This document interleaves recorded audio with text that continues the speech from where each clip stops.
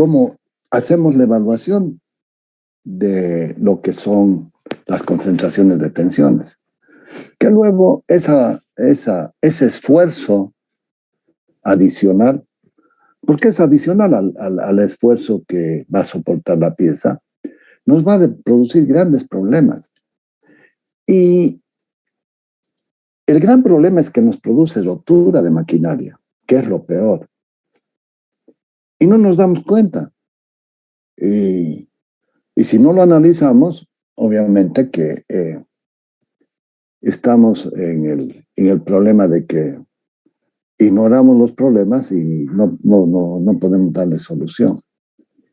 Es evidente que cuando estamos trabajando en mantenimiento, es donde va a aflorar este tipo de problemas. Y evidentemente, pues, es un problema de diseño. Pero la máquina ya llegó. Y la máquina, después del año de garantía, está en nuestras manos. Somos los responsables. Y ahí viene el tema. Entonces, cuando hacemos mantenimiento, tenemos que empezar a darnos cuenta cómo están esas piezas. Y además, si hay algún problema, tenemos que detectarlo.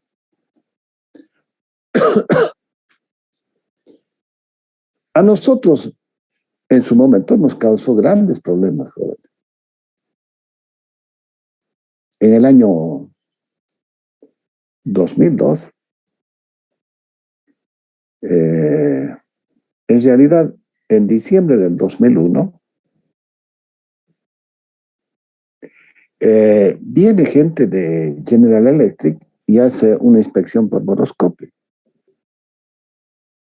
Porque las máquinas tienen ciclos de mantenimiento. Y esos ciclos de mantenimiento están destinados a que la máquina tiene una determinada cantidad de horas de operación y hay que hacer mantenimiento, hay que cambiar las piezas. Son piezas que están sometidas a altísima temperatura. Trabaja a 1500 grados de temperatura. Y ustedes me dirán, ¿y cómo? Sí. O sea, si lo analizamos y lo llevamos a nuestro diagrama hierro-carbono, están temperaturas allá, prácticamente en estado líquido. Pero esa es la tercera generación de turbinas. La primera generación de turbinas trabajaba en el orden de los 960 grados de temperatura. A ver, si me esperan, voy a colocar el diagrama hierro-carbono para que ustedes se ubiquen. A ver, vamos a ir a buscarlo. ¿Dónde lo buscamos? En alguna presentación de hacernos.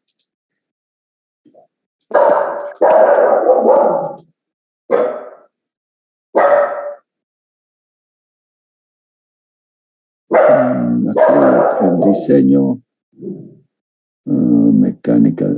Acá puede ser que tengamos.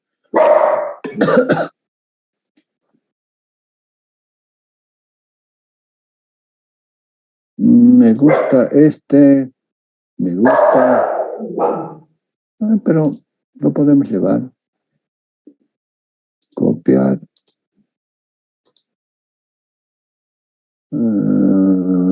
No, tengo que ponerlo acá. Lo vamos a poner acá. Y voy a buscar otra presentación más donde lo podemos. Me interesa ver las estructuras cristalográficas. Entonces, lo cerramos y buscamos el anterior.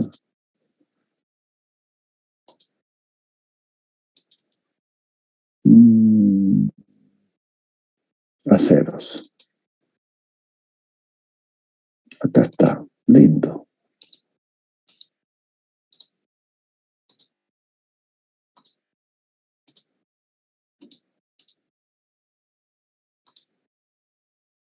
Bien.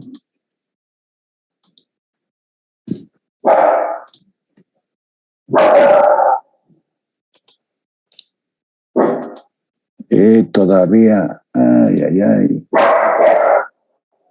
No me muestra las estructuras cristalográficas. A ver, intentemos otro más.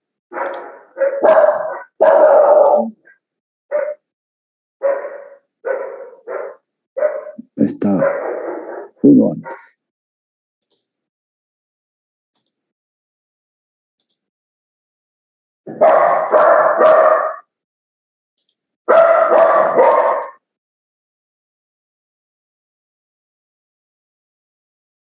No, no. Lo acabo de cerrar el siguiente.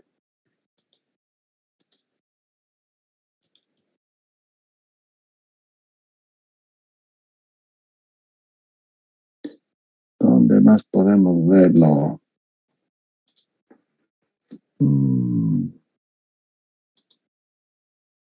A ver, a ver. Es posible por acá.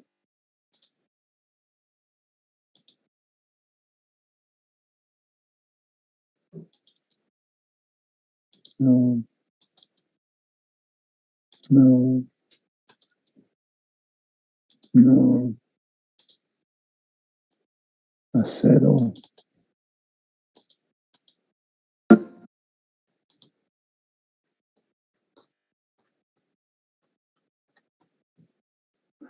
No me sirve.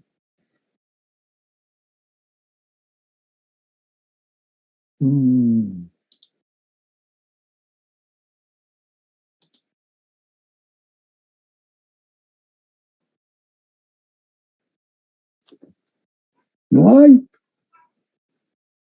¿Dónde lo tengo? Aceros.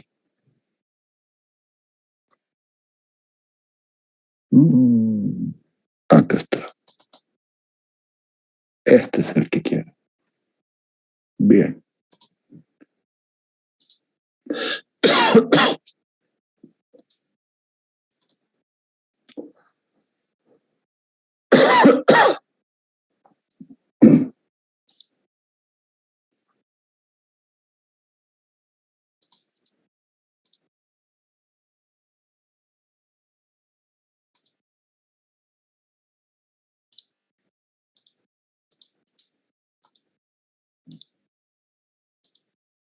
Siempre dejo para agregar algo, pero después no tengo y después tengo que estar.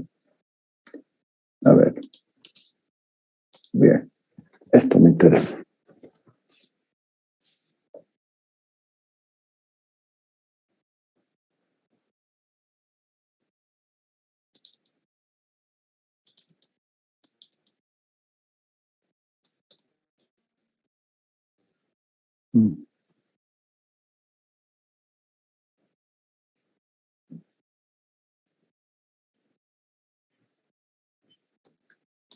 Bien.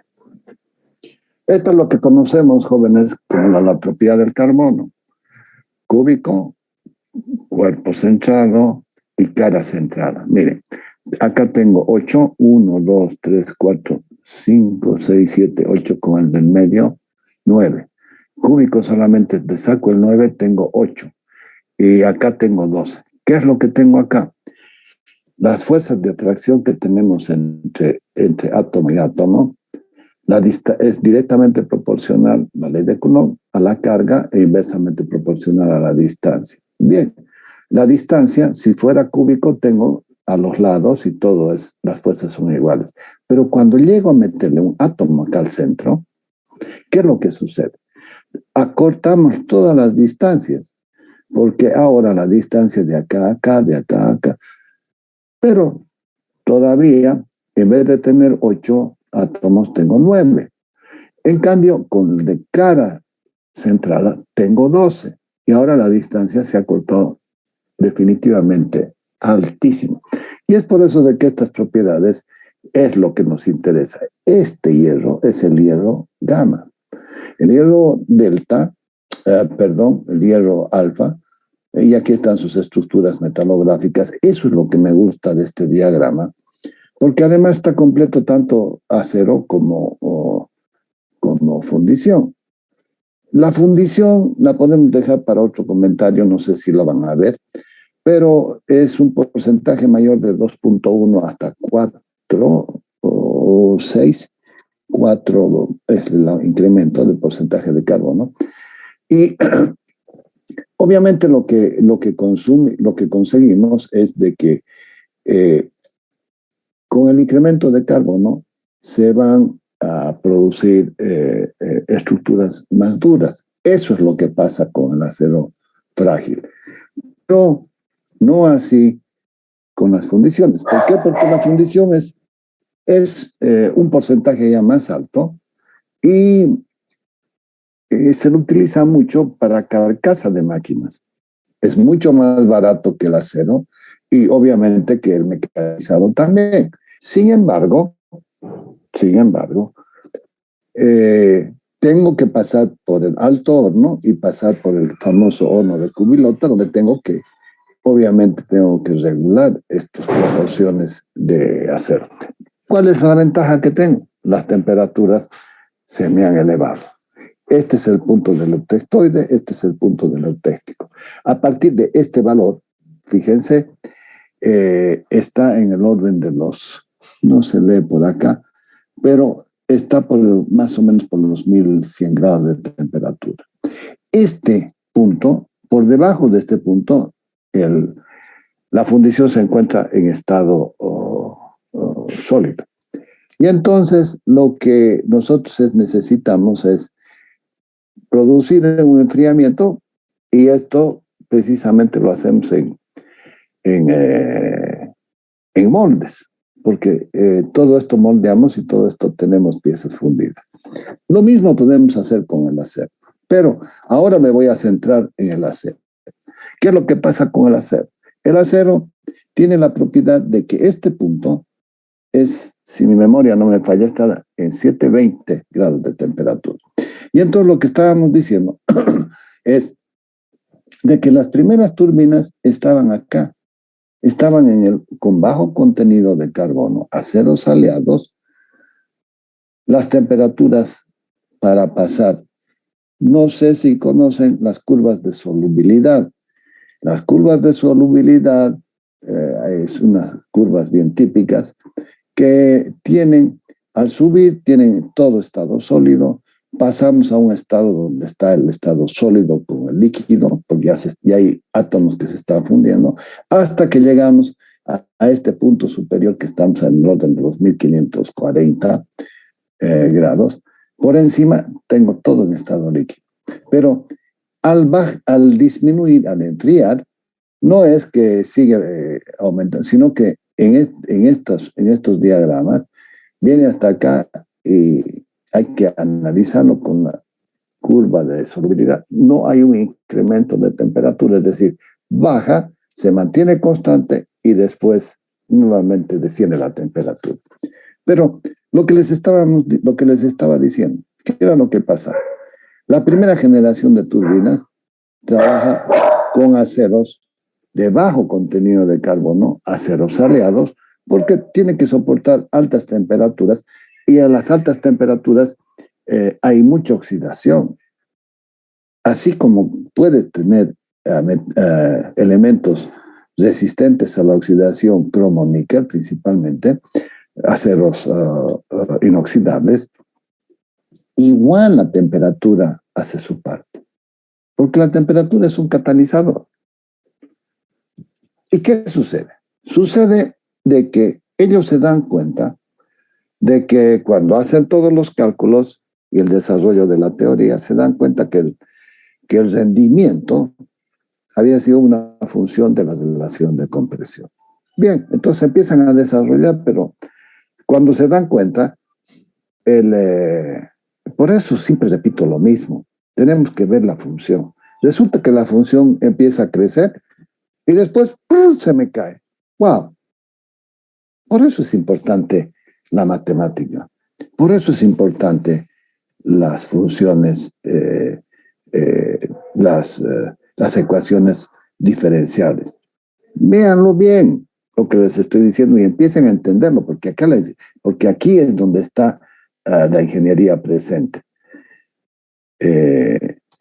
¿Y dónde está presente? Ya, en que miren, han estudiado física 1. todo lo clásico del secundario, que la velocidad, que la velocidad uniforme, que la dinámica, que la estática, que la estática, ok, ya, ok, listo. Y resulta de que cuando llegan a mecánica racional, o también en otras universidades se denomina como mecánica teórica, se hace el análisis vectorial. ¿Y con el qué se hace el análisis vectorial? Con ayuda de la matemática, de la ecuación diferencial. La velocidad ya no es pues espacio sobre tiempo, sino es la variación del espacio de espectro del tiempo. Y ahí estamos entrando en ecuaciones diferenciales. Fuerza más aceleración, así masa por la derivada segunda del espacio de espectro del tiempo. ¿Y qué pasó con tu matemática? No es resolver las ecuaciones, sino es entender qué es lo que tenemos que entender. Es la función. ¿Qué es lo que pasa con la función?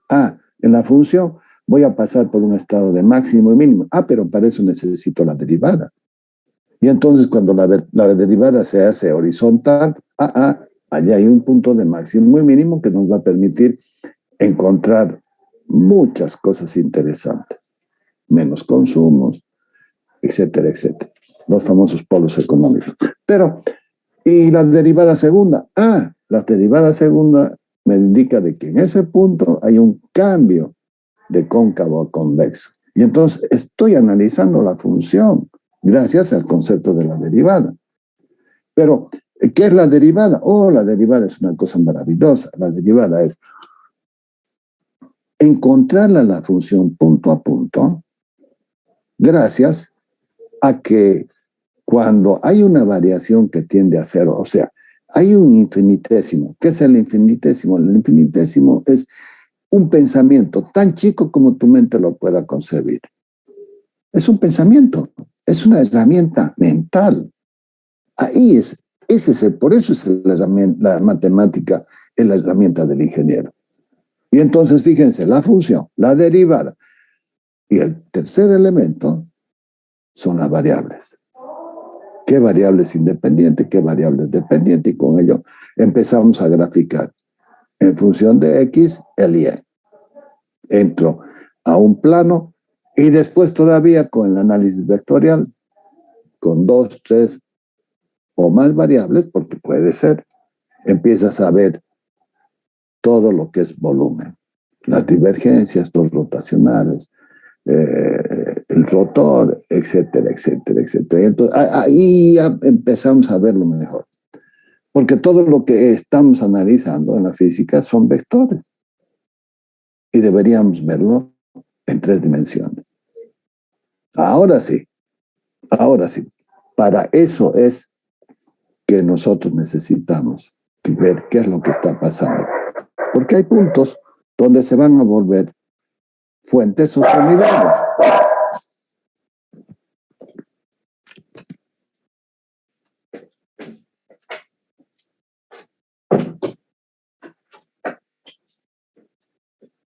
¿Y qué son esos puntos isomidales? Son los puntos donde la función deja de ser continua. Y en esos puntos donde la función deja de ser continua, están las discontinuidades, están los polos. Y la única forma de entenderlo, los polos, es a través de la variable compleja. Ahí está. Para eso les enseñaron la variable compleja. Entonces, ¿cómo se resuelven los problemas? Se resuelve del campo real, haces una transformación, lo llevas al campo imaginario, lo resuelves en el campo imaginario y tienes que volver. Y el que desarrolló toda esta teoría fue Laplace. Pero Laplace lo desarrolló hace más de 2 siglos. Newton fue el que desarrolló las ecuaciones diferenciales. Y después de ellos, Hawkins, que se murió, un parapléjico, un tipo limitado, nos dejó de que el universo estaba en expansión, el ojo de la galaxia, y empezamos a entender las singularidades. Sí, con Albert Einstein también ya estábamos en ese camino, claro que sí. Pero Hawkins es el que le da forma, mayor forma a todo ese pensamiento newtoniano y de Einstein. Yo les pido, jóvenes, que no se me pierden, sino que, al contrario, entiendan lo que les estoy diciendo y traten de investigar un poco más, porque allí van a encontrar cosas interesantes y van a empezarse a darse cuenta. Pero, volviendo a lo nuestro, ¿qué pasó? Este tema, miren, qué gente brillante que es. Dice, el rendimiento es una función de la relación de compresión. Pero como la función sube a un máximo y decrece, ¿y cómo más puedo incrementar el rendimiento de la turbina? Porque no era negocio. Las primeras turbinas estaban por acá, tenían baja relación de compresión y tenían rendimiento que no superaban el 20-25%. No era negocio, porque de 4 calorías que quemábamos producíamos 1. Y así todos las utilizaban. Y entonces empiezan a utilizar para meter a los ciclos de vapor. Pero cuando se dan cuenta de la teoría, no es cuando se dan cuenta de la teoría, sino cuando se dan cuenta de que ese compresor rotativo, centrífugo, lo pueden cambiar y lo pueden fabricar un compresor axial, entonces empiezan a agregar etapas, y los rendimientos empiezan a subir. Pero llegan a subir y ahí nomás se quedan en 30 y pico %. Pero entonces dicen, no, ya había la tecnología espacial. Entonces dicen, ¿y qué pasa si le ponemos recubrimiento cerámico y podemos entrar a esta zona? Y le ponen, ya para ir al espacio, habían encontrado de que a las cápsulas, cuando volvían del retorno, tenían una fricción grande cuando entraban a la atmósfera de la Tierra, a la atmósfera terrestre, y se derretían. Y lo logran subsanar ese problema con los famosos materiales cerámicos. Es interesantísima esa solución y hoy en día se usa para toda la cerámica. Y con la cerámica le ponen barreras térmicas. Son barreras térmicas de micrones, no es más. ¡Wow! Y empiezan a incursionar, pero estaban por acá nada más. Hasta que a alguien se le ocurre y dice, ¿por qué no le producimos refrigeración? Pero ¿cómo producimos refrigeración a los álamos? Dice, fácil, pues. Y traen el flujo por el eje. Lo perforan el eje y en las etapas, en la primera etapa, en Tobera, empiezan a sacar el flujo de aire de refrigeración, barrera térmica, flujo, y llegan hasta estos valores. Están en 1500. A esa temperatura, el material debería fundirse, sin embargo, no se funde. O sea, el árabe trabaja al rojo vivo, pero en el interior está frío. Y como tienes la barrera térmica, te protege. Las temperaturas de combustión están todavía más arriba, están en el orden de los 2200, 2500 grados centígrados. O sea que todavía hay margen y todavía van a ir para allá. Pero, ¿qué han conseguido con esto? Han llegado hasta por acá, bajo contenido de carbono, aceros dúctiles, porque si fueran frágiles, serían durísimos y el maquinado sería costoso. No se olviden algo. Los árabes al interior son huecos. Y no es que lo consiguen por soldadura, sino que hay máquinas, herramientas que empiezan a efectuar ese maquinado. No voy a perder más tiempo porque les voy a buscar, pero para la próxima clase les voy a mostrar los álabes, son huecos. A ver si me esperan.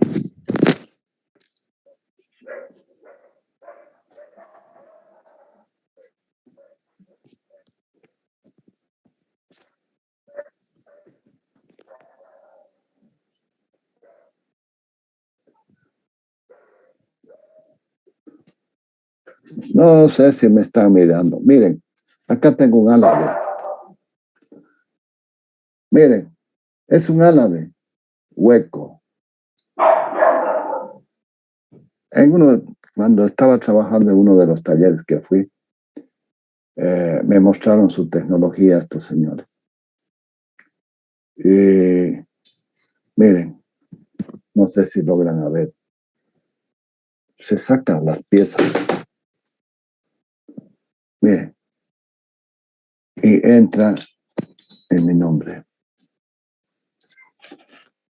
Un trabajo. Miren lo que es ese mecanizado que hace. Es, cuando yo lo he visto, me he quedado, opa. Entonces, fíjense algo tan simple. Esa es la tecnología, jóvenes. Los álabes, huecos. Miren, no vean esto, vean los huecos de refrigeración. Bueno, entonces de esa forma consiguen algo.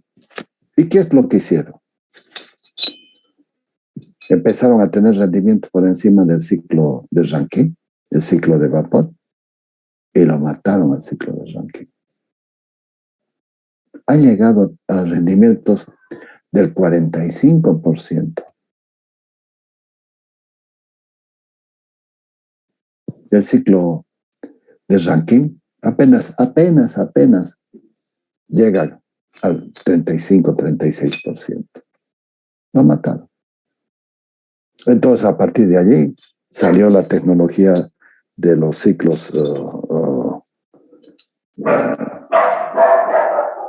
los ciclos combinados.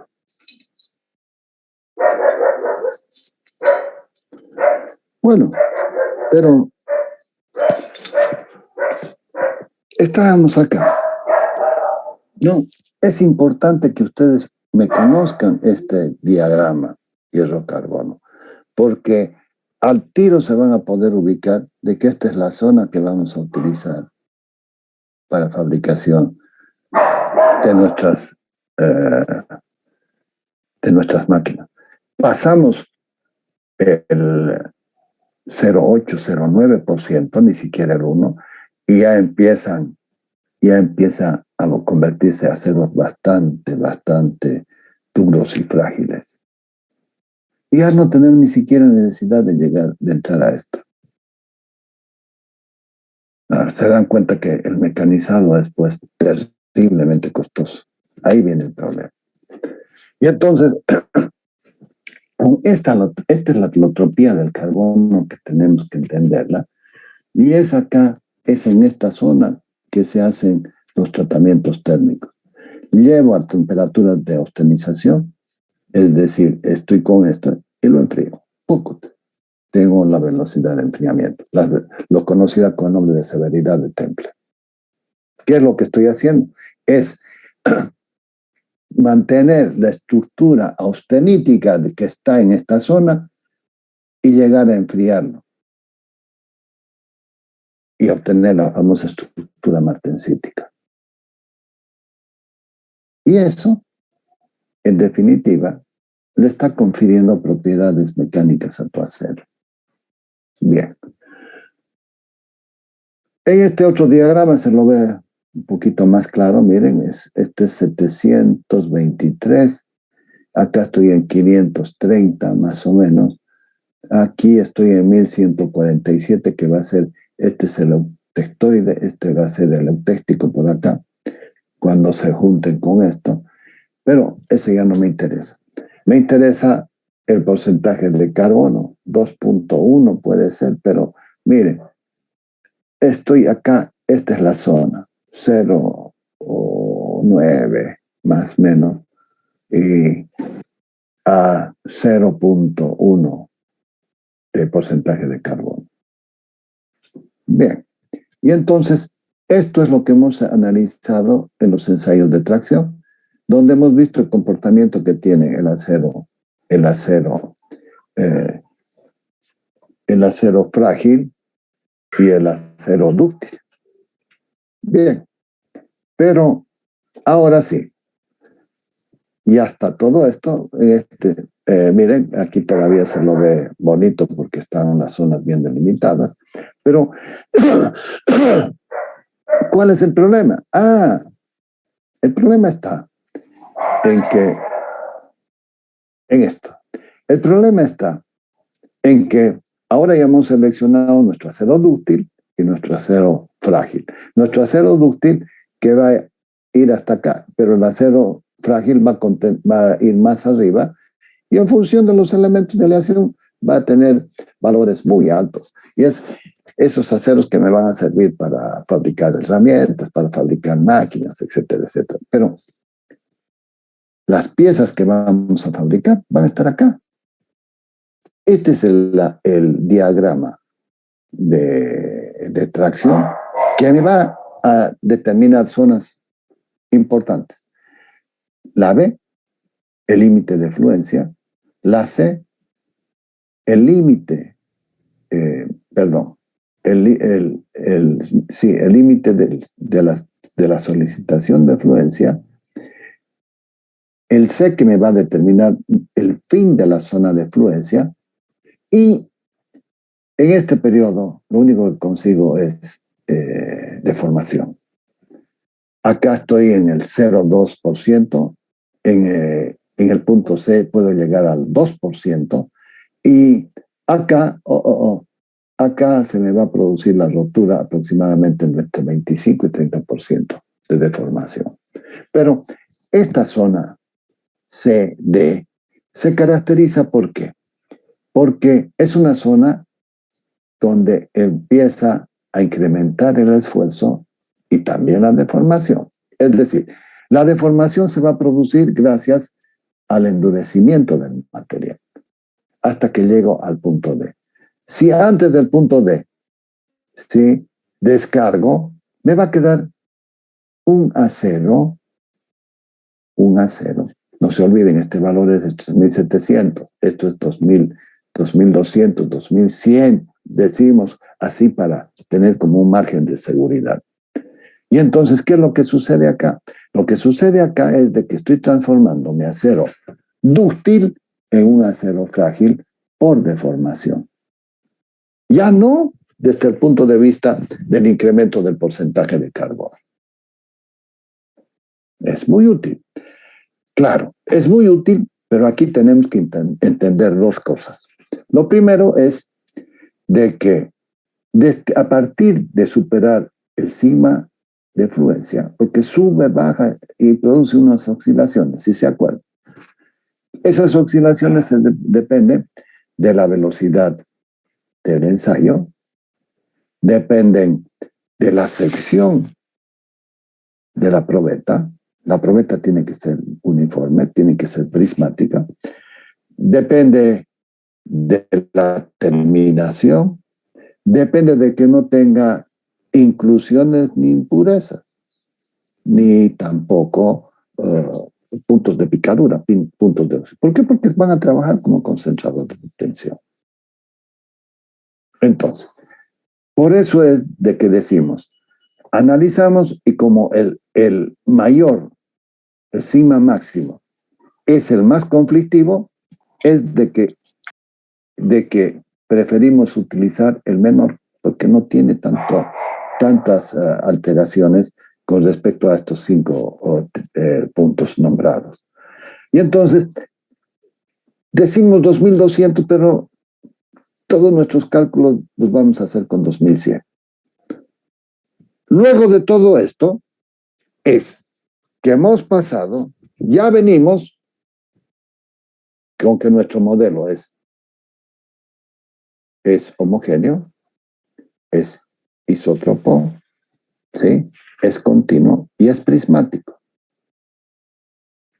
Y cuando estamos analizando las concentraciones de tensiones, decimos de que hay componentes internos y hay componentes externos. Los componentes internos es lo que aquí viene del famoso obtención del acero.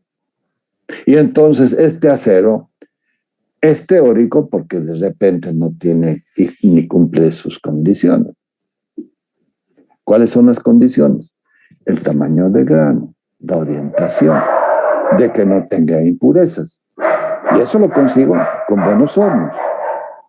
Y eso está referido al coeficiente de Poisson, que está entre 26 y 32. Y si es un buen horno donde estoy obteniendo mi acero, eso va a quedar entre 0,28 y 30, 0,30. Es decir, de que esa deformación transversal, si es un buen acero, va a estar dentro de un cierto límite. Ese es el mérito de ese mu. El E ya lo conocemos, el módulo elástico, ¿sí? Es igual al tangente. Volvemos para atrás. Es a esta relación de esta carga con esta deformación. Fíjense que todo está ligado. ¿A qué? A los esfuerzos. Y cuando estoy hablando de esfuerzos, acá estoy hablando del famoso tensor. El tensor de tensiones en las tres direcciones es el mismo porque es homogéneo. Pero como es homogéneo, sigma X, sigma Y, sigma Z son iguales. Puedo hacer el ensayo de tracción en una única dirección. Y en las otras tres va a tener el mismo comportamiento. ¡Bingo! No entendieron para qué es el ensayo de tracción. Con ese ensayo de tracción y estoy entendiendo esta zona, el gran problema va a ser de que cuando supere el punto B, el límite de fluencia, va a haber deformación. Pero aquí empieza la deformación. Pero esa deformación la hemos nombrado y lo hemos analizado como una rotura estructural. Esa rotura estructural es la que después se va a repetir. Empiezan a jugar con un alambre, empiezan a doblar de un lado o del otro. En algún momento se va a romper. ¿Por qué? Por esta famosa rotura estructural. Entonces, esta parte ya no me sirve.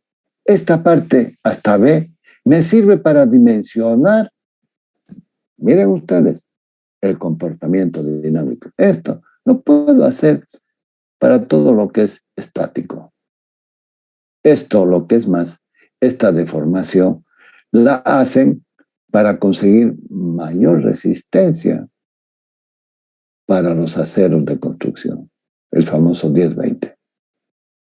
El 10-20 es un acero que tiene 0,2% de carbono. Ahora, lo llevan a la tabla y se van a ubicar donde está. Tienes el porcentaje de carbono, tienes las propiedades, tienes las temperaturas, pero además ahora vengo y le hago una deformación. Y lo llevo, en vez de tener 2100, 2200, lo llevo hasta 3700, 3600. Entonces, prácticamente, ¿qué he hecho? Le he ganado 50% del material. ¿Sus propiedades se han alterado? Nada. ¿Hay posibilidad de que se rompa? No hay. ¿Por qué? Porque el edificio que voy a construir no está en movimiento. En cambio, tu eje está en movimiento. Tus álabes están en movimiento. Esas son las diferencias. Y entonces, este famoso punto de acá no puedo superarlo. Y este punto, en mayor o en menor medida, va a depender del tamaño del grano, de la orientación, ¿sí? El tamaño del grano, cuando un grano es grande y otro es chico, hay tensiones residuales, que sin cargar la pieza ya está sometido a un esfuerzo. Imagínense si tengo una impureza. En esa impureza no va a soportar el esfuerzo y se va a producir la grieta. Ya estoy listo. Pero eso es desde el punto de vista interno. Ahora el problema que se nos plantea ahora como ingenieros y como proyectistas es qué es lo que va a pasar con los cambios de sección. Los cambios de sección me van a producir también concentración de tensiones. Pero fíjense, los orígenes son distintos, pero al final uno o el otro convergen, ¿sí?, para generar concentración de tensiones, y pese a que pueda tener coeficientes de seguridad que generalmente están entre 1.6 y 3, superan porque el factor de concentración de tensiones puede llegar a infinito cuando tengo una grieta. Y el resultado va a ser el colapso de la estructura. Entonces, ¿qué es lo que vamos a hacer ahora? Ya está analizado todo esto. Lo que vamos a hacer ahora es cómo encontrar esos factores de concentración de tensiones con estos cambios de sección. Habíamos dicho de que el factor de concentración de tensiones depende de la geometría, ¿sí? Y en esta pieza va a depender del cambio de los diámetros y del ángulo de empalme. Pero después vamos a darnos cuenta que depende también del esfuerzo. No es lo mismo un esfuerzo de tracción, un momento flector o un esfuerzo de corte. No es lo mismo. Entonces vamos a analizarlo y vamos a ver claramente. Pero este mismo efecto del cambio de la geometría no le afecta al material. Y esa fue, yo diría, la condición más importante que que estos investigadores se dan cuenta, y a través de ello empiezan a confeccionar estos ábacos. Y con estos ábacos, claro, no es lo mismo hacerlo con acero que con hacerlo con plástico, con madera, o de aluminio, o inclusive de cobre.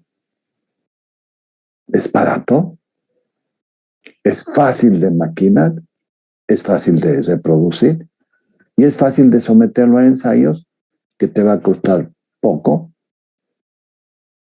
y vas a sacar la información deseada. Y entonces cuando tengas tus diseños vas a poder tener la certeza de que no vas a superar ese límite de fluencia y por lo tanto con tus factores de seguridad y encontrando los factores de concentración de tensiones que sean compatibles, está solucionado el diseño y la vida de tu máquina, de la pieza y de tu máquina. Entonces, mire, vamos a considerar de que este diámetro, vamos a considerar que el diámetro de mayúscula está con blanco, D mayúscula, va a ser igual. Lo vamos a bajar. Igual. Aquí ya no me molesta. El diámetro D va a ser igual. ¿Qué tengo que hacer? Si voy a hacer un ensayo de tracción, tengo que buscar esta lámina de tracción. Si es momento flector, tengo que irme a otro ábaco. No puedo utilizar el mismo, ¿sí?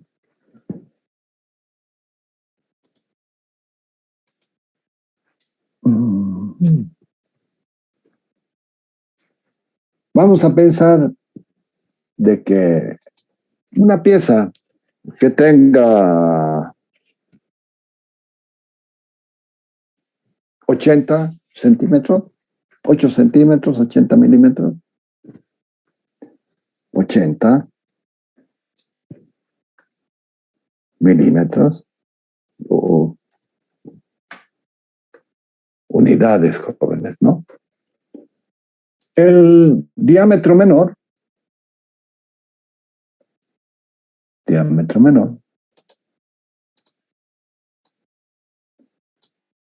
este D menor, el diámetro menor D, le vamos a dar que tenga 50.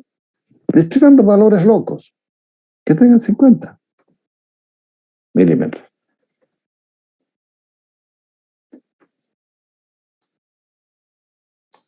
Bien.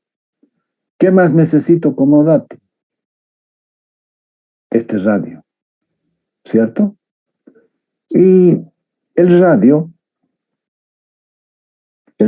R, va a ser igual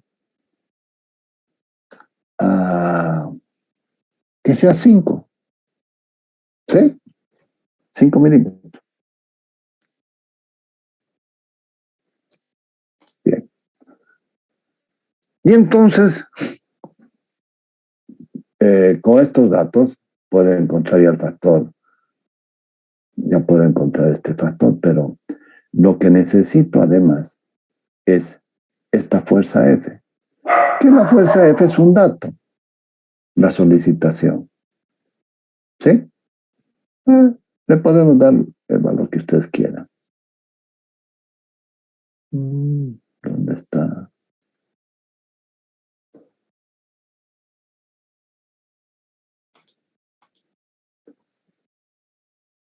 Texto.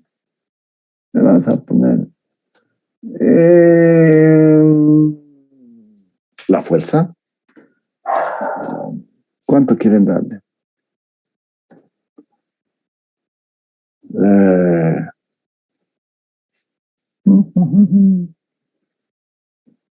Una fuerza que tenga. Le vamos a dar 8.000. Veamos qué pasa. 8.000 kilogramos.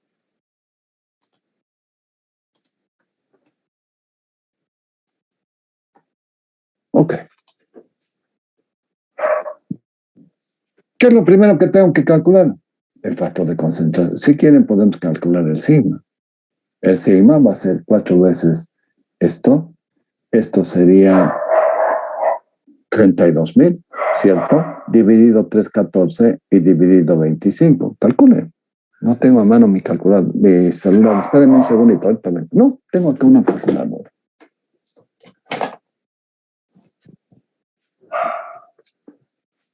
¿Cuánto es? Ya pues, Choco, trabajar, no seas flojo. Es la única forma de que ya estás estudiando para el examen final. Choco, preocupate.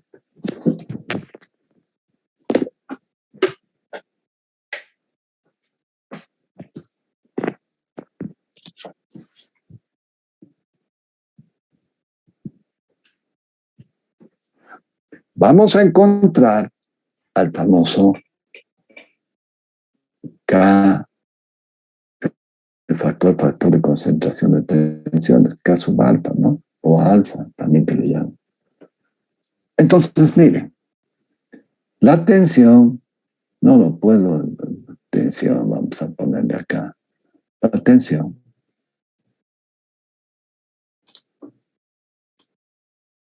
La tensión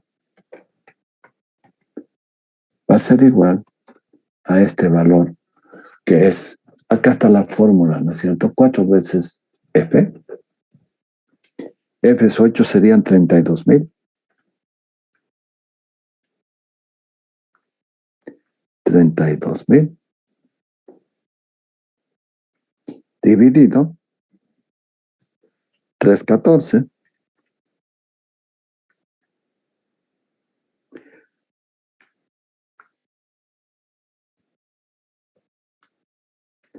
Eso me da 10.191.08. Pero esto es diámetro cuadrado. Diámetro cuadrado sería 100. O de repente podría hacerlo F, pi, y este es radio cuadrado. Me gusta más, ¿cierto? Es lo mismo, pero es más cómodo de esa forma. Ya no tengo 4, sino que la fuerza, 8.000. 8.000 dividido 314.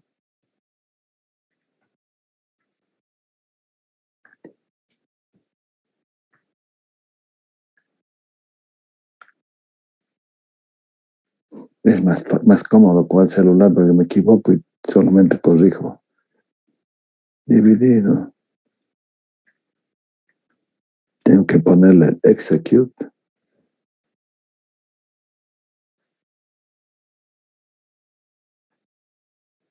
$2.547.77 dividido radio cuadrado 5 por 5. Esto sería, si lo quiero transformar en kilogramos, centímetro cuadrado, tendría que ser 5, ¿no es cierto? 5 por 5, 25, dividido 25.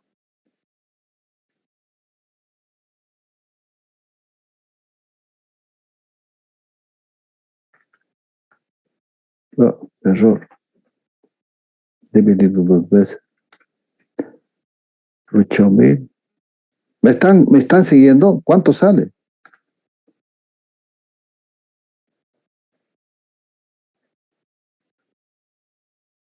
Ya pues Choco. Dividido.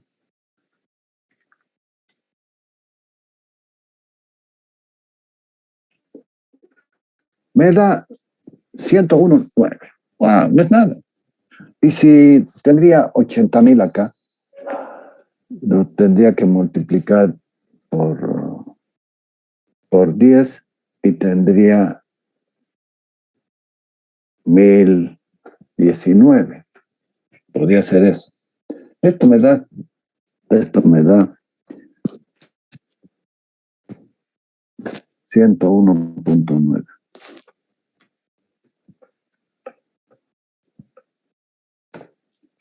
No es nada.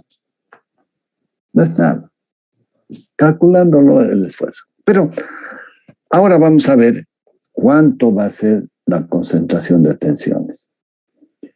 Si divido acá, miren, R sobre D chica.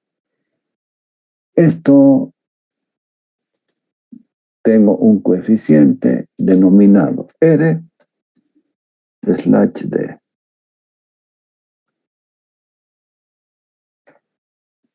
Y eso va a ser igual a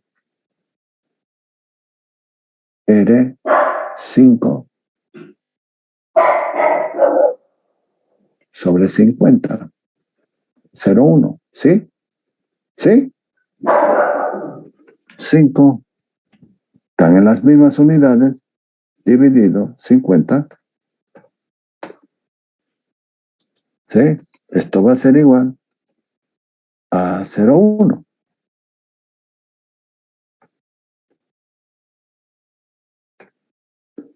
Bien. Lo he perdido. De nuevo. Más a la izquierda. R sobre D es igual a 5 dividido 50.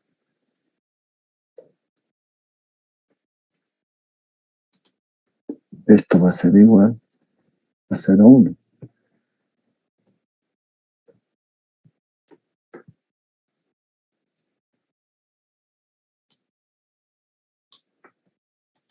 Bien, entonces vengo y marco 0,1. Está acá.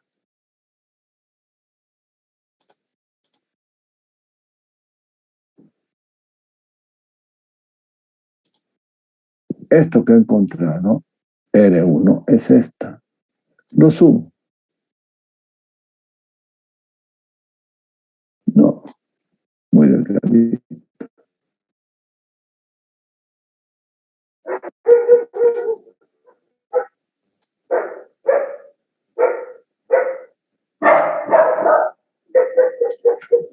Bien, y ahora tengo de que las familias de curvas son estas.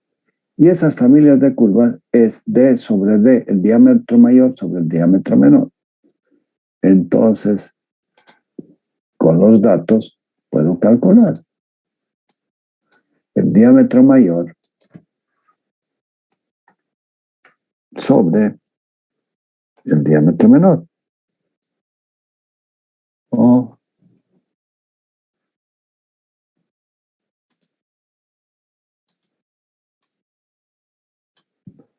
diámetro mayor negro. Igual es diámetro mayor dividido diámetro menor.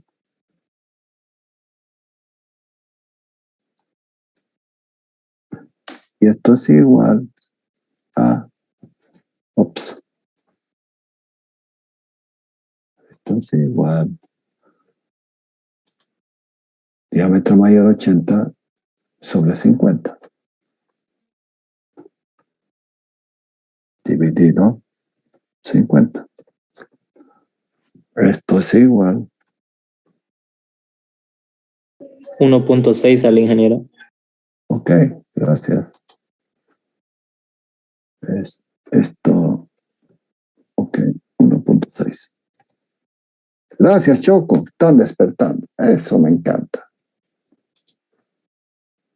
Ahora, con ese 1.6, tengo que buscar una curva acá. Mire, tengo 2, tengo 1.6, o sea, la curva está por arriba de este valor. Entonces, voy a suponer de que 1.6, lo que tendría que hacer 0.5, mido esta distancia y lo divido entre 5 y lo multiplico por cuántas veces es esto. 1, ¿no? 1.6. Esto, 5, lo divido en 5 partes y por aquí más o menos voy a tener el dato que estoy buscando. Por aquí. Por aquí, ¿sí? Oh, verde. Entonces, ya está marcado y lo único que hago es, mire, jalo hacia este punto. Y en este punto voy a encontrar que tengo más o menos 1.93.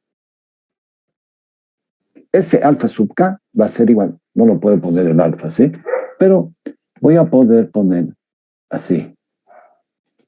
Voy a tener acá el factor K de concentración de tensiones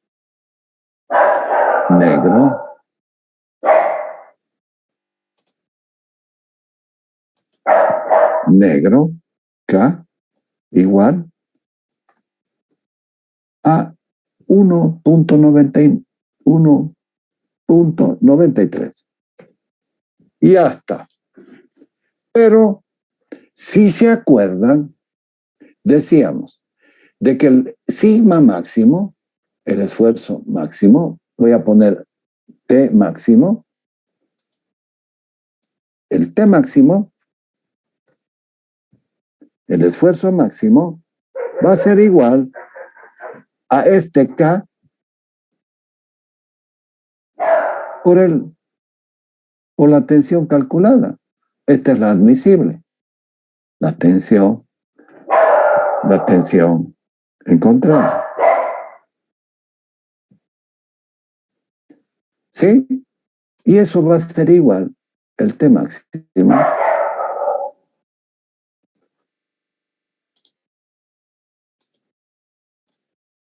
el T máximo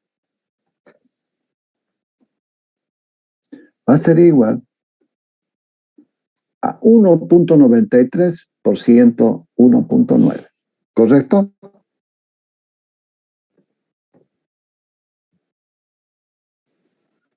Sí. 193.61 sale, ingeniero. Bueno, ya está. ¿Ah? Por el TCO.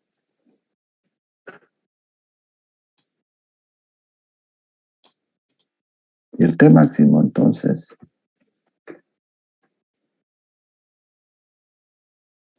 es de 195, ¿sí? Más o menos. ¿Cuánto calcularon? 196. Ok. Ahora sí. Miren, por el efecto de la concentración de tensiones, hemos duplicado el valor. Ahora imagínense, si esto fuera 80.000, esto sería 1001 y esto sería 2000. ¡Wow! Estaría bien cerquita al límite de fluencia, ¿correcto? Ese es el problema. Ah, pero ¿y si este radio de curvatura fuera 3? Este factor de concentración de tensiones va a ser más. Púcute, y me voy a salir. ¿Qué les parece? Vuelvan a calcular lo mismo. Hacemos con 3, ¿sí?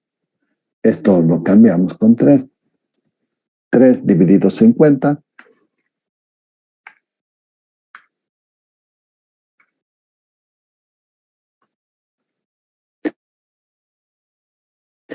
Tres dividido 50. 0.06. Estaría acá. Si fuera el radio de curvatura 6, tendría este otro valor. Vamos a poner con otro color, naranja.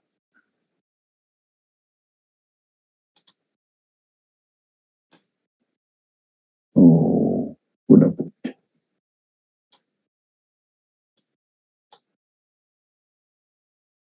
Mira, Choco, con el mismo diámetro, me estoy yendo aquí. Qué pena. Ya no hay caso. Vamos a hacer como azul.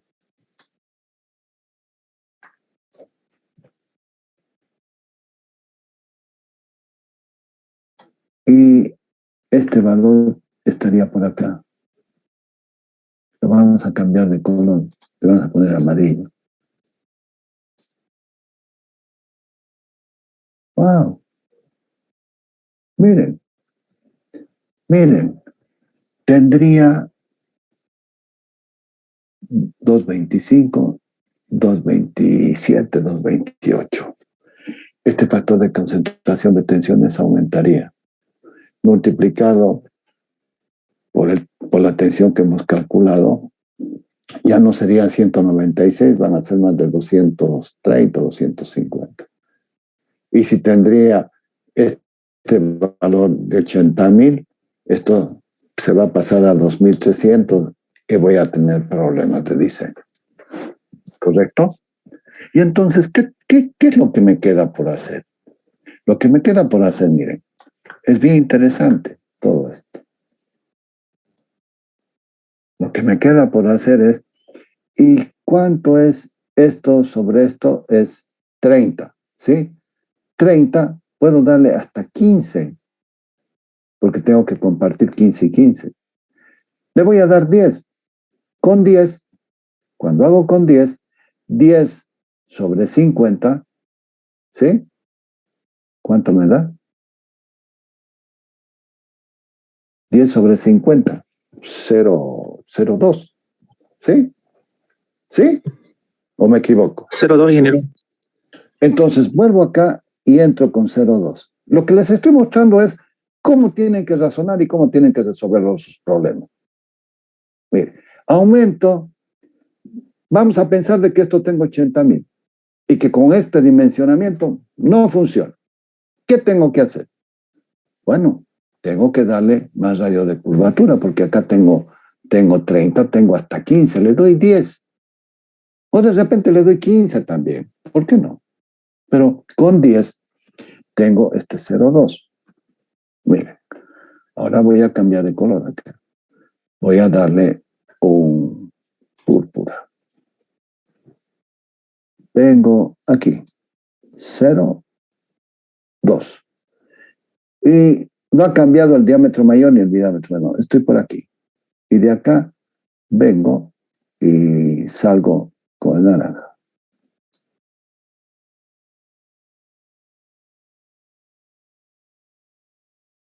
Y entonces, ¿qué ha pasado? Mi factor de concentración de tensiones ha disminuido. Miren, es 1,58. Antes tenía 1,93. En el otro caso era mayor todavía. Habíamos llegado a 2,28. ¿Se dan cuenta? Este es el tema. Esto es lo que hacen los proyectistas. Dicen, ajá, voy a cambiar la geometría de tal manera de que voy a minimizar los esfuerzos. Pero, así viéndolo, fíjense, es pues, el que sufre es este, pero esto de repente está mal. Entonces dice, no, yo le voy a dar 0,60 o 60 milímetros. Entonces 60 entre 80 es 1,2. Entonces bajo a 1,2, que es esta curva más o menos. Y también buenos los resultados. Y si da este valor, bueno, pues tengo que aumentar acá. Si pongo en 60, miren, 80 entre 60, ¿sí? Me va a dar 1,2, 2,2. A ver, estoy sacando, tendría que ser 2,22, algo así. 60 dividido 50, 1,2. Estaría por aquí.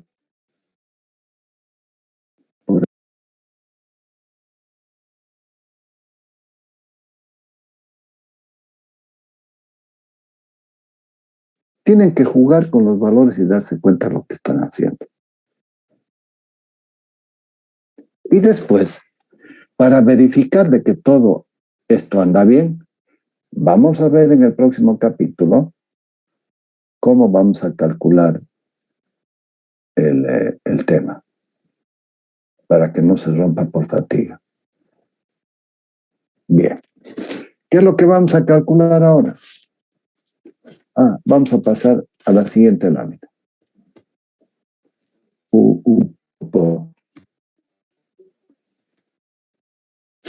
Tendría que borrarlo esto. Vamos a borrar.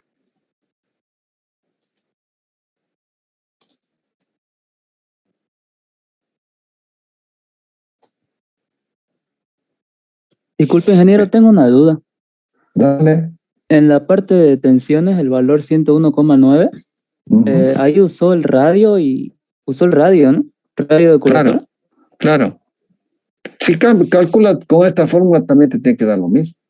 Pero ese radio de curvatura está vinculado con el diámetro. No. Para. No es el radio de curvatura, es el R chico. Este es el radio de curvatura. Pero reemplazando los datos en la fórmula me sale otra cosa. No, es el diámetro. La mitad del diámetro estoy utilizando. Porque si vos te das cuenta, d cuadrado sobre 4 es igual al radio al cuadrado. Porque 2 veces el radio al cuadrado es sobre 4 es esto. Que esto después se pasa arriba. No. Una cosa es diámetro y otra cosa es radio. Estoy utilizando el radio que es la mitad de este diámetro, no del ángulo de empalme. Cuidado. ¿Sí? A mí, Pero en ingeniero, ese me dio caso no 4. saldría otra cosa. Usando No. ese radio que usted dice, no saldría otra cosa. 407,44 sale. Kilogramos sobre centímetro ¿Por cuadrado. qué? Este 4F son 32,000 dividido pi. ¿Sí? Y esto es 50 al cuadrado. No, Sí, con cuidado. ese 50 al cuadrado sale otra cosa. ¿Por qué? No. Pero no tenía que salir kilogramos centímetro cuadrado. Hay que Claro. transformarlo el 50 centímetros. Acá está kilogramos sobre centímetro cuadrado.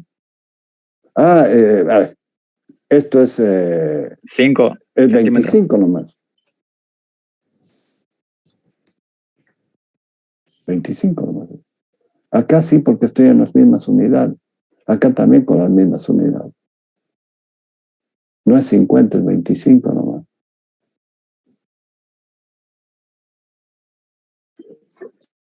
No, Sí, por la conversión. 5 por 5, 25. Sí, por la conversión. Es la conversión. Sí, es la conversión. Porque tengo que llevarlo a kilogramos por centímetro cuadrado. Entonces esto hay que convertirlo a 5 por 5, 25. Esto también da, pero esto me da muy alto, ¿no? Me da 2.500. No tiene que cambiar. ¿Por qué tiene que cambiar? Si es, lo que estamos expresando es la misma ley. Este diámetro cuadrado sobre 4 es el equivalente a 2 veces el radio. Al cuadrado se vuelve 4 diámetro cuadrado, el radio cuadrado. Entonces ahí se va para arriba. El diámetro, el radio es la mitad del diámetro, ¿cierto? Miren, acá, ¿qué tengo acá? El diámetro va a ser igual al radio, a 2 veces el radio, ¿cierto? Entonces el radio aquí es igual. El radio va a ser igual al diámetro sobre 2.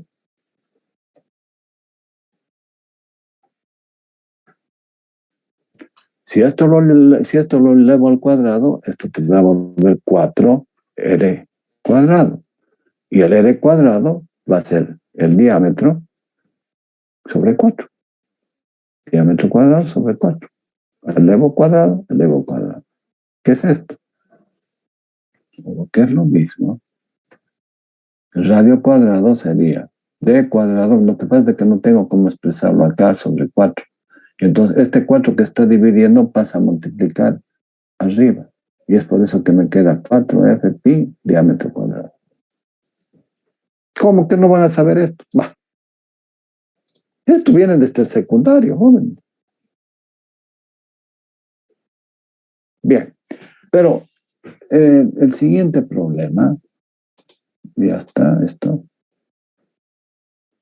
¿Por qué se me pasa? Ah.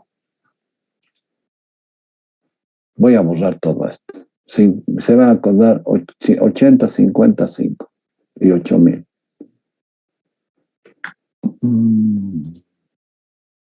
¿Por qué no?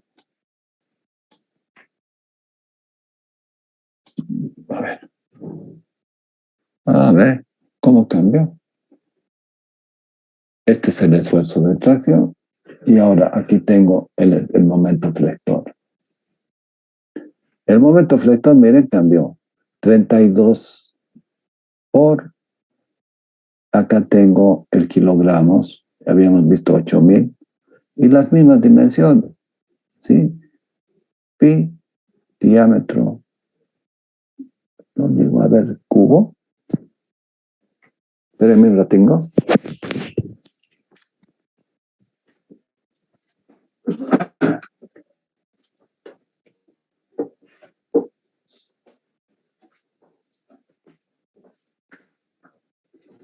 Lo que pasa de que las figuritas son pues muy chiquitas.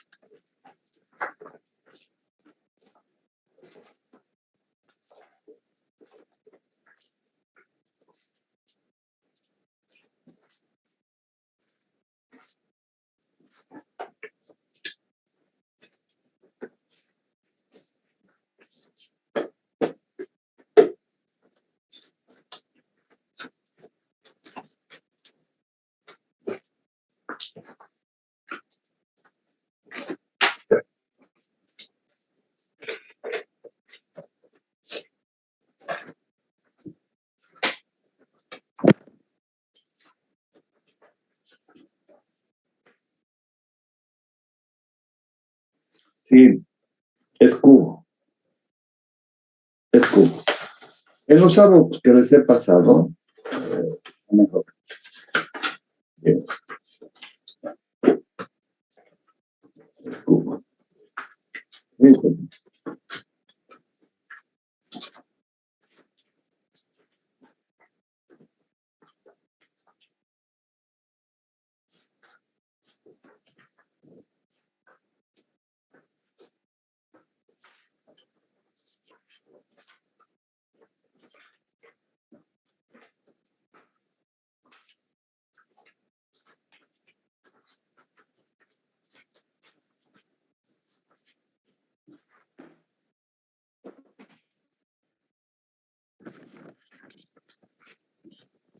Cubos.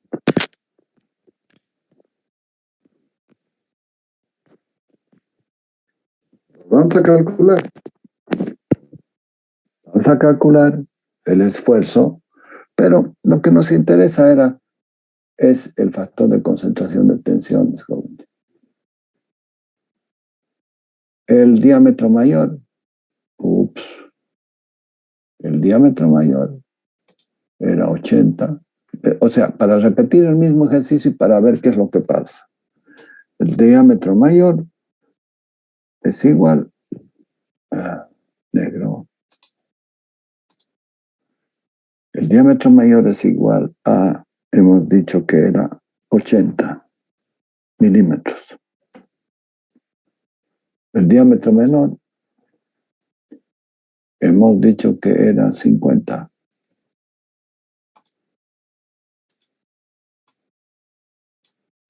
Diámetro menor, igual 50 milímetros, ¿no? También. El radio, hemos dicho que era 5, ¿no? Si me corrijo, si me equivoco, me corrijo. El radio era igual a 5 milímetros.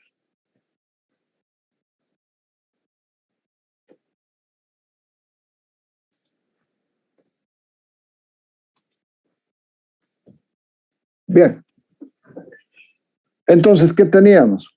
Tengo, hasta aquí, voy a ver que tengo 1, igual que en el caso anterior. Había marcado con, creo que con rojo, iguales. Y línea.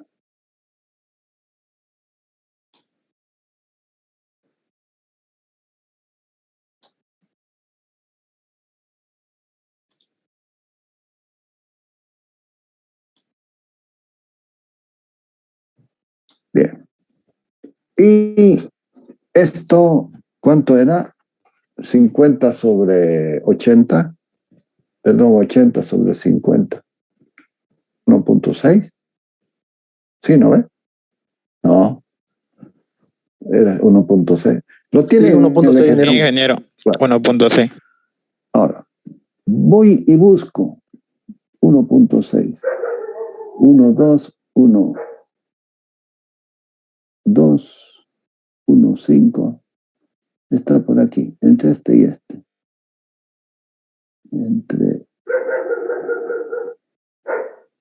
Está aquí entre este y este. Vamos a pensar que es este. ¿Sí? Y 1,7 y habíamos puesto el naranja.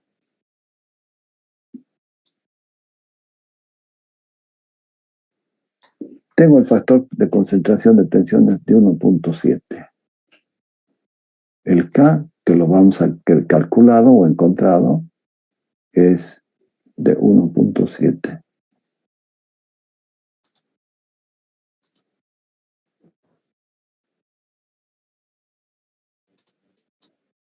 El K, el factor de concentración de tensiones, va a ser 1,7. A dimensionar, ¿no? Uy, otra vez. Ahí está. Y entonces calculo encima, pero el mismo esfuerzo, ¿no? Que se está convirtiendo en el momento flector. El mismo esfuerzo de los 8,000 kilogramos. Ahora, de 1,90 y pico hemos reducido a 1,6. ¿Qué es la conclusión a la que llegamos? De que la mayor solicitación está con el esfuerzo de tracción y no con el momento flector. ¿Sí? Eso es lo que decíamos en la teoría.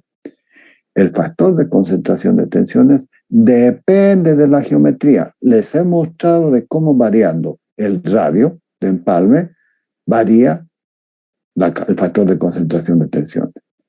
Depende de la solicitación. Acá está el momento flector, allá estaba el esfuerzo de tracción. ¿Sí? No depende del material. Sí depende de la terminación. Ojo, le tenemos que agregar ese cuarto elemento, la terminación. Porque la terminación va a tener lugar a concentración de tensión. Entonces, eso tiene que quedar bien pulido. Bien pulido. Y cuando tengan algún problema así, púlanlo y déjenlo y suavicen esos ángulos vivos. ¿Qué es lo que están haciendo? Pácate. Lo están tirando para abajo el factor de concentración de tensión. En una oportunidad me encontré con ese problema. El mecánico ya había ido y sacó a la vez que quería cambiar. ¿Estás loco vos? Y encima era de una segunda etapa. No, le digo, no te preocupes. Vamos a hacer esto. Traer rueda de amolar. Lo pulimos primero bien, lo redondeamos eso. Era un desprendimiento, parece que era un sello. Y pegó y lo dañó. Lo suavizamos aquello, le dimos una buena terminación, lijas, lija gruesa, lija fina, lija 400, que es la más fina, y hay unas pastas para asiento de válvulas. Terminaron de asentar, pusimos, después del mantenimiento de otras 24,000 horas, sacamos la máquina y no tenía nada ese ala. Estaba registrado, estaban las fotos, todo. Y si en lo peor de los casos, ¿qué va a suceder? Y era la segunda etapa que ya se iba, no iba a hacer nada. No le pasó absolutamente nada. Pero sí, vuelvo a repetir, el factor de concentración de tensiones depende de la geometría, ahí están, acá está la geometría, depende del esfuerzo, es distinto tracción que torsión, que el momento flector. Depende, no depende del material y sí depende de la terminación. Entonces tiene que darle buena terminación. Ya después ya no tiene sentido jugar como hemos jugado con lo anterior porque ya se han dado cuenta. Vamos a revisar todavía, aquí hay algo más. Creo que hay un momento torsado. Pero ya se han dado cuenta. Las curvas se han comprimido, entonces se han bajado. Y al bajar también han bajado los efectos de la concentración de tensión.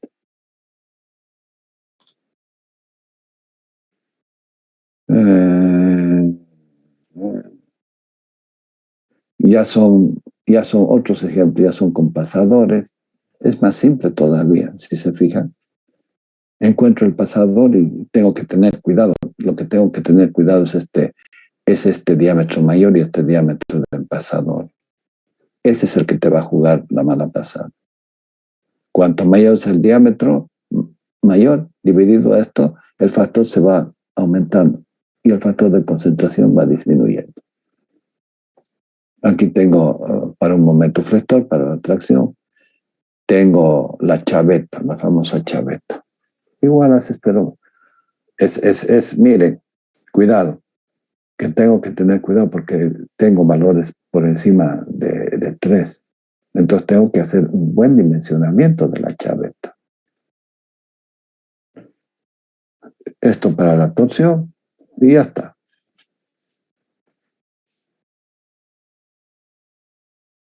Momento flector.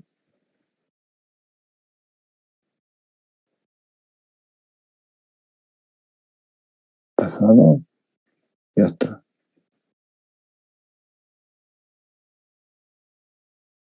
Bien, eso es joven. ¿Les gustó? Ahora ya saben calcular concentración de tensión. Hay un montón de ábacos. Todo sirve. Todo sirve. Y todos son parecidos, así que no se hagan problema. Entonces, el día del examen me tienen que ir con estos ábacos porque van a tener que calcular las concentraciones de tensión, que ya lo hemos hecho conmigo. Es una picoca, ¿no? Lo que pasa es de que hay que entender el procedimiento, ya saben cómo jugar si les faltara zona, porque los voy a forzar a que me calculen las dimensiones. Me cambian la geometría, ¿sí? ¿Alguien estaba hablando? Les voy a cambiar la geometría voy a llegar a condiciones límites de la geometría para que ustedes puedan verificar de que esa estructura, esa pieza, no se va a romper. Ese es el objetivo.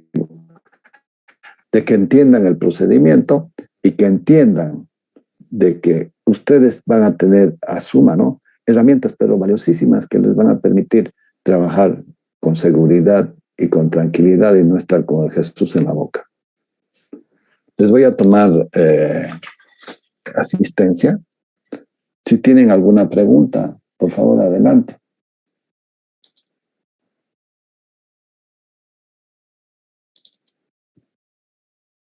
Bien.